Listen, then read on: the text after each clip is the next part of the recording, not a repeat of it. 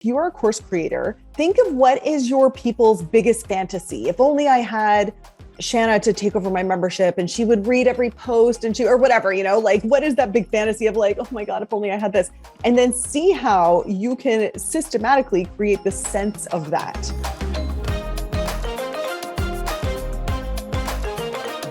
So if you have an online program, an online course, a membership, a group coaching program, you know how important it is to make sure that your people are making progress towards the transformation that you sold them. Now, there are communities where people think it's fine to just sell people on something and then be completely hands-off, not ensuring that they get the results that they've paid for. This is not one of those communities. And if you've listened to this podcast for any amount of time, you know that's true. We really do care about the progress that our people make, and we want to make sure that we are crafting and cultivating a culture of progress. Now, there's lots of different ways to do this that we talk about on this show, but one of the ways that a lot of people think they need to do this is through something like an accountability group. Well, accountability groups can be challenging to manage. They have a unique dynamic to them. You're dealing with member dynamics, you're dealing with coordinating groups, trying to find the right match, which you'll never be able to do. And so, how can you create accountability around the progress that people want to make without using an accountability group? I'm really excited because today I am bringing on my dear friend who is going to share how she does this inside of her fitness community. She has a way of creating accountability without accountability groups. So Oonagh is a dear friend. She is also a multi-award winning fitness expert. She's an author of a best-selling book that's highly acclaimed. In fact, it was just named one of the top 100 fitness books of all time. The book is called Healthy as F. You know what I mean? I can't say it on this show. If you're in the US, you might know it as Ditch the Diet. But Oonagh helps people get healthy, happy, and hot as hell through her revolutionary habits-based approach. What I love about you, Oonagh, is your energy. She brings like this fire energy into everything that she does, and it totally resonates in her brand. So later in the show, or look in the show notes when I share the link to Oonagh's website, I want you to go there just to see how she communicates her brand and her energy all together in this bright, fun personality. You're going to get to see that in everything that she does. And that has created the culture inside of her community. So we could talk about that for days, but on this episode, we're going to get really specific into how you can create accountability without accountability groups. So, Oonagh, welcome. Thank you so much for coming and being a guest on the show. Oh my gosh, thank you for an incredible intro. I love it. And look at her. She is representing her brand with this pop of pink that she has on. So fun. Okay, so to get us started, I would love for you to tell us what is one of the best communities that you've ever been a part of yourself, and tell us maybe one thing that you really loved about that community. Oh my gosh. Probably one of the best communities that I've been a part of was when I was an actor and I was part of a traveling theater company, musical theater company. There was about 150 of us and we were cast from all over the world. So there's probably about 26 different countries represented, and we toured all around and we did community service and we sang songs and blah, blah, blah. So, what I loved about it is that it was the people in the group were so diverse, like I said, different nationalities, different age groups, but we were all united in this really clear kind of common purpose of putting on the show and what we were trying to accomplish. And because of that, and because we were doing this united purpose in different locations all the time, so everyone was taken out of their element and everyone was put into this entirely new universe where we were united doing this one thing. So by the end of the year, I mean, we knew each other so well. You could, be in the washroom and look underneath the stall and see that person's shoes and be like, oh, I know who that is. Like, we knew everything about each other. And what was so incredible about the community, I think, is that that we were all taken out of our normal situations, which is something you see a lot, in live events, right? When you take people out of their normal, then there's really opportunities for connection. And that we were so clear on this new purpose that we were all united in. So I think that's one of the reasons why that was such a successful community. Oh, that is so fun. I love how you speak about the diversity and how having that common purpose, which you know this, but I talk about the common cause as one of those key pillars of the community cultivated framework. Go back to episode 1 because that's how important it is. It's literally episode 1 of the podcast. But to see that and then to add on that element, like you said, of taking people out of their typical environment, I'm sure it just makes it that much stickier, that much faster. It really amplified it. Like it's at the end of the year where we did some funny checklist of like, who here did something crazy to their hair that they never would have done before? Who here has a best friend that speaks another language? Like we had all of these things that were just completely, you could tell that it forced us to become different people in this environment. And it was beneficial to everyone. Oh, that is so good. Okay, so Oonagh, tell me, you've got this incredibly successful fitness business. Tell me a little bit about this business. Who is it you serve and what makes your culture so unique? Oh my gosh. Yeah. So the business is called Fit Feels Good. And it's really about acknowledging the fact that it is about feeling good. You know, a lot of people, I will say most of my people will come to me because they specifically want weight loss.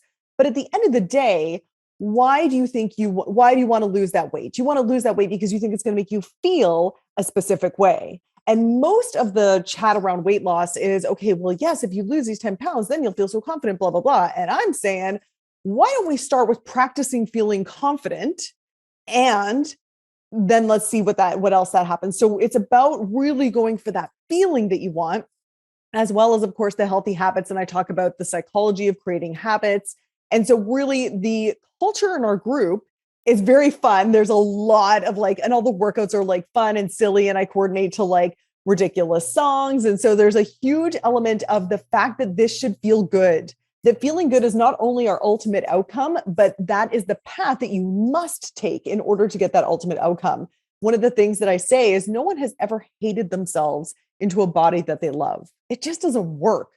So we have to figure out how to love ourselves now in this body that you're in this moment, and how to have fun and how to feel sexy and confident now. And then you're going to get the body that matches that. But you've got to start with those feelings now. And that's why it's so fun in our group, because that's the whole freaking point, is for it to be fun, right? Yeah. Oh man, I love this because I'm a total psychology nerd, human behavior nerd, habits nerd. And for you to take all of that and really help them cultivate the mindset before they ever start doing anything to try and lose weight. And then you take something that they probably are a bit begrudging about doing from a fitness perspective and you make it really fun, which engages them in play, which is a beautiful thing. Yeah. And I mean, that's how habits are formed, right? You have the trigger, the behavior, the reward. So if we can make it feel inherently rewarding to do their workouts because it's fun, because they post the sweaty selfie afterwards. And that's like, we have goofy, like who can have the biggest post workout frizz? Who can have the best like plank cleavage? Like we do these stupid things. And so we make it like the whole thing is fun. And then they start to build a positive association with that behavior. And then it's amplified through the community with all of the social rewards that they're getting for posting these things and for this new identity that they're trying on. Oh, okay. So these are all bonus tips that you guys are getting, like the plank cleavage and the post-workout hair frizz. So good. I love it. Okay. So tell me about what we're going to talk about today is a specific strategy that you use, I think, inside of your like 28-day transformation challenge. So tell me a little bit about that challenge and then how it leads into your membership so that we have some context for that.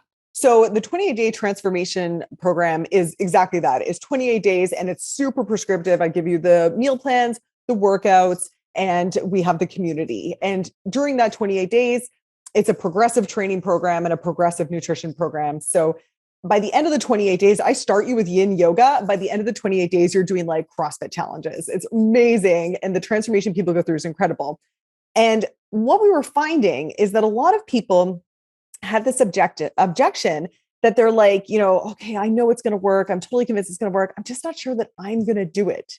Because especially in my industry, maybe in every industry, there's a lot of people are coming in with a pattern of investing in programs and then not following through. And then they've got all of these layers of guilt and blah, blah, blah about it. So I was like, okay, how can we get rid of this I'm not going to do it thing, right? And then also people would use the term, I need more accountability than a group program. And I'm like, what do they mean by accountability? Like, exactly what do we want?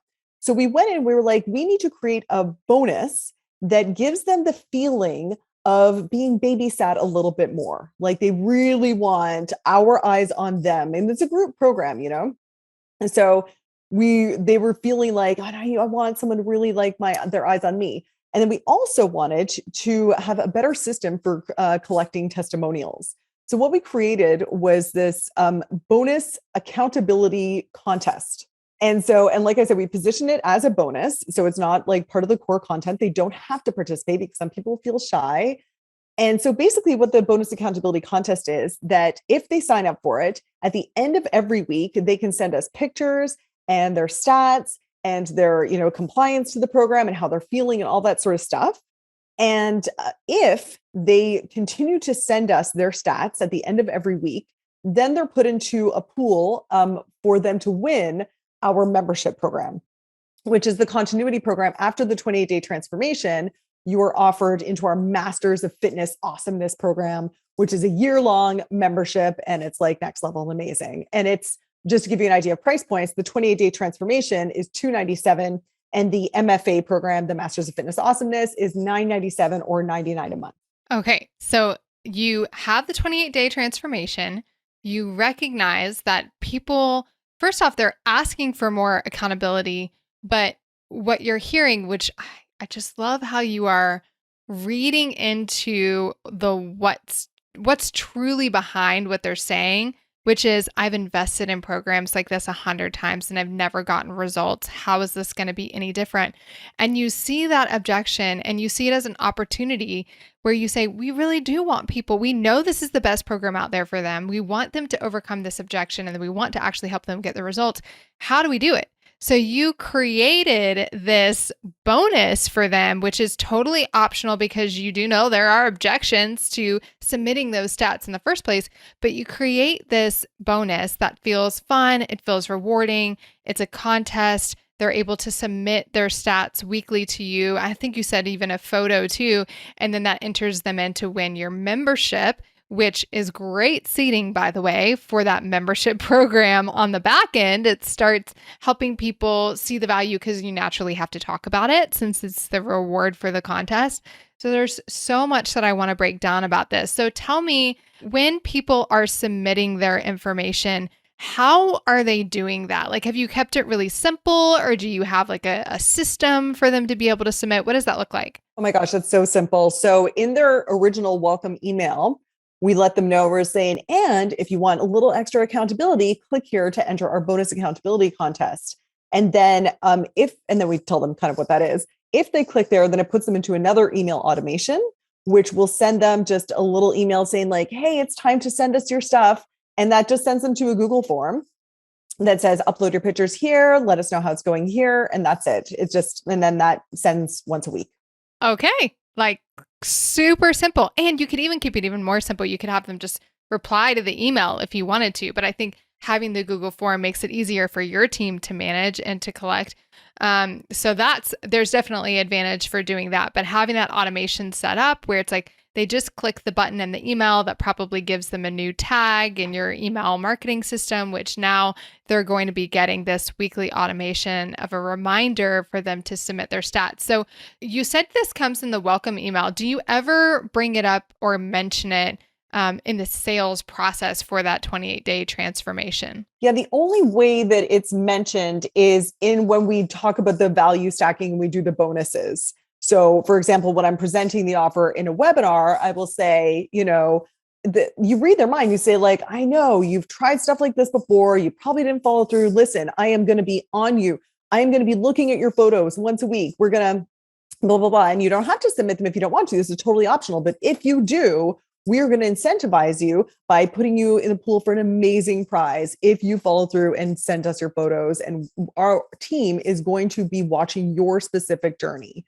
And so we really we address it in the sales at that point, and then it's listed on the page as a bonus. Yeah, because I'm sure that comes, like, those objections are coming up in your Q&As and conversations that are happening. And then like every bonus should address an objection. This is another one of those that you're talking about. So what percentage would you say of people actually participate in this? Yeah, it's really interesting. I would say probably about like 30-40%.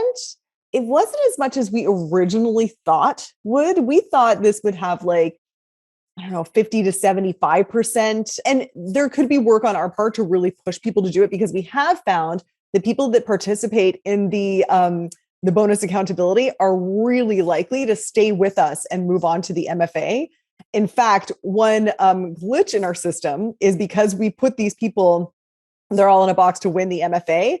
Often when we go to choose the winner, because we do a random draw thing, that person has already purchased and then we have to refund them. But it's great. It's a good problem to have, because it means that people who are participating in the accountability contest are so engaged and they're so much more likely to do it. So yeah, right now we probably have between 30 to 40%, and we should be working on getting more people into that. So you've identified that people who do this accountability type program, as simple as it is, they're more likely to convert to the membership. And my guess is, now this is the total data nerd in me, my guess is that if you looked at their membership retention stats and compared it to those that hadn't participated in this type of accountability through the transformation, they probably have a higher retention rate in your membership as a whole. That's a tough stat to really navigate, but I can imagine that they would just be stickier throughout the lifetime of being in your world, because what they've experienced with your team, that kind of accountability, and you've done exactly what you said you were going to do, which is you helped them create the habit. You've given them that accountability to help create the habit. And so now you're doing what I think is so great as an entrepreneur. You try something new, you throw spaghetti against the wall, you see if it sticks. You're like, hey, this works. Maybe it's not as many people are participating in it as I thought, but initially the goal is to go, does this solve the problem? And it does. It solves the problem of overcoming that objection, of helping people get more results, creating accountability. And now you go, how do I level it up? How do I get more people participating in this element of the program? Because I know it's going to help them get more results. It's going to help them create better habits. It's going to increase their conversions into my program and probably make them stickier in that membership in the long run. So good. Okay. All right. So one of the things I would love to know is, what are the other advantages of doing something like this? Are you able to use that information you're getting from them, like the stories? Like, how have you found these bonus benefits of having this kind of accountability system? Yeah. So in order for them to qualify for the contest, they have to, of course, submit every week. They also have to give us permission to use their pictures and their stories in our marketing. And they have to post their final pictures in the group. So a few things there. One is that it's so easy for us to gather the stories and the pictures. It sounds like such a small thing, but even having them put their own before and after collage, that's work that we don't have to do anymore. And sometimes someone would give us permission, but then they'd be like, oh God, no, not that picture. So this way they choose the picture, they create their collage that they feel really proud of, and they know that this is how it's going to be used. And so it's easy for our team to gather these for sales purposes, but it's actually even more effective that they post their final pictures and their final story in the group, because the engagement that those stories and those pictures get in the group is amazing to animate the group and to kind of show them like, look, this is the journey we've been on together. Let's continue. So it really helps kind of pull back the curtain. It's like, when they do the cruise and review, or they're like, this is at the end of an event. They're like, look at all the amazing things we've been through in this event. So that's kind of the wrap up awesome feeling that those posts get at the end. Oh, so good that you're leveraging it in your marketing. You get permission for that from the very beginning, but then they're kind of secretly sending in this progress along the way, which is good because people probably are not proud of what they've done in 1 week or 2 weeks. But you get them to the end of this program and you're like, now you're going to share it publicly. And they put together that before and after, which previously your team was doing. So that is value right there that I think sometimes we forget to measure the value of time and team time that goes into things. So for you to have your community really step in and create those collages in this way, I think is awesome. So there's so much good. And I'm sure so much more good that you're going to find from this program as you begin to scale this little aspect of this transformation. So tell me, if I were a course or membership owner, or let's say I do challenges and I'm trying to incorporate something like this where I have these weekly accountability checkpoints with my community, what's one piece of advice that you would give to me as I'm starting to try and figure out how to create a program like this for my community? I mean, I would say in our case, it's super clear. Most people join my program because they want to lose weight. And so then there's that visual. So if someone was like, they have this thought that, oh, if only I had, a trainer who was like watching me, who was on me, then I would be successful. So I guess my suggestion would be, if you are a course creator, think of what is your people's biggest fantasy. If only I had Shana to take over my membership and she would read every post and or whatever, like what is that big fantasy of like, oh my God, if only I had this, and then see how you can systematically create the sense of that.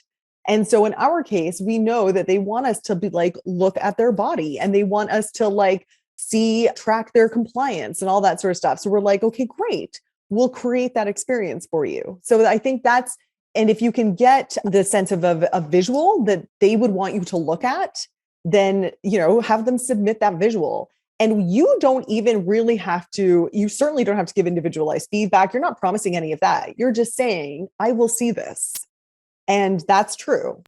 And I think if you give them that sense that they are seen and let them submit what it is they want you to see, then that's where you start. Yeah. Oh, that being seen goes so far in a community. It's something that we need as people to feel validated. We need to feel seen. And you do that through this. And so I love that advice of thinking about what's like the big ask. Oh, if only I could have this. And then how can we create an aspect of that inside of our community for our people?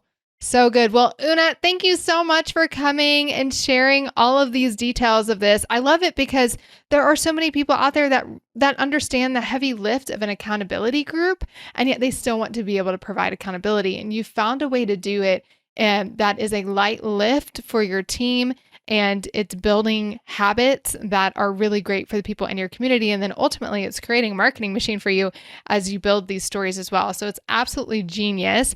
So tell me, I know that you have a Get Fit starter kit, and I'm sure there's people listening to this who are like, that girl has amazing energy. This sounds like something that I need, or they just want to experience this. So I talk about this a lot, but you can learn all day long from this podcast. But until you actually experience what these people are talking about, you're really not going to be able to fully embrace the essence of what they're doing. So I really encourage you all to join the transformation and see how she does this, see how she creates this kind of community and accountability. So what's the best way for people to learn more about what you do and how you work in this fitness world? Oh, sure. Well, I would love to see any of your listeners in the transformation, and they can even get started. I created the Get Fit Starter Kit. And I actually created this for friends of mine who were like, what do I do? So it gives, 5 actions that you can do like right now in 15 minutes online that will get you started.